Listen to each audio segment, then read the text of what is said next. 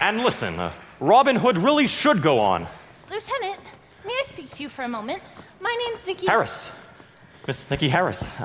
I read your bio several times through on the bus ride home the other night. May I say I found your performance particularly memorable. It was just lovely. Oh, well, thank you. It was, lovely. Well, thank you.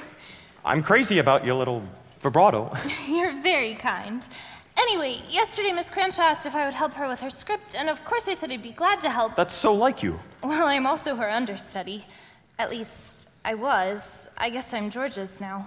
But anyway, these 3 letters fell out of Miss Cranshaw's script. She didn't pay much attention to them, but I kept them. I'm afraid my fingerprints are all over them. They're death threats, see? All the words and letters cut with little curved finger scissors from books and magazines.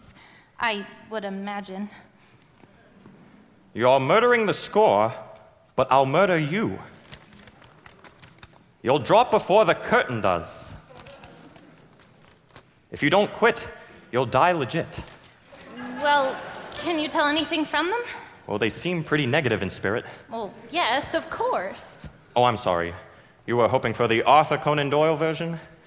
Unfortunately, these notes reveal very little about the person who sent them, except that he's a man in his early 30s, about 6'4" in height. He wears a pewter ring, served in the Merchant Marine, and despite being right-handed, is known to his closest friends as Lefty. However did you know that? Oh, I don't. I was just saying, you probably hoped I'd be able to tell. I mean, if I could do that just from... wow. Gee, for a second I was impressed, as I once told my husband at the Hotel Taft. What do you say we go across the street and throw ourselves one slobber knocker of a wake for the late, if less than great, Jessica Cranshaw? Drinks are on me. Just a minute. I'm sorry, but the entire theater is quarantined. What? All the exits are guarded, and none of you can leave. No, I'm sorry, but the entire company and crew will be living right here in the theater until further notice. Emergency services will provide cots and meals. Wait a second. The talented members of this cast are entitled to a day off. The talented members, and even you, Elaine. All right, now listen. Correct me if I'm wrong here, but to the best of my recollection, Jessica Cranshaw never left the stage in the show's last 10 minutes. If so, then I'm very sorry, but she had to have been murdered by one of you. Now, I've never had a case with this many suspects, and I can't have you each followed around the clock. So it's better I keep you all under lock and key until I solve this crime. You're taking the law into your own hands, Cioffi. Well, that's sort of what I'm paid to do. I mean, that's why I have a badge, and I carry a gun.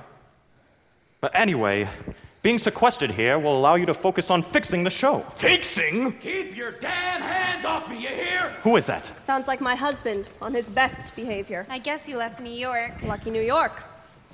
Well, isn't this just peachy keen? You all waited up for me. Johnny, I'm still wearing my coat. Sorry, Mr. Bernstein. Sidney, it's been a god-awful night. I hear you, Chris. And I'm turning in my resignation. I can't hear you, Chris! How you holding up, Oscar? Oh, can't complain. That's right, you can't. Welcome back to Boston, Sidney. Well, hello. It's me, Sidney, your stepdaughter. Oh, sorry about that, up fawn. It's Bambi. Well, last of the least. Mrs. B, my junior partner and lesser half. All right, let's get this over with, Sidney. What? You expect me to be upset? I leave you in charge of opening night, return to find a murder-leading lady, deadly reviews, and a bunch of cops who tell me I can't leave this theater. I'm afraid you've arrived at just the wrong time for you, and just the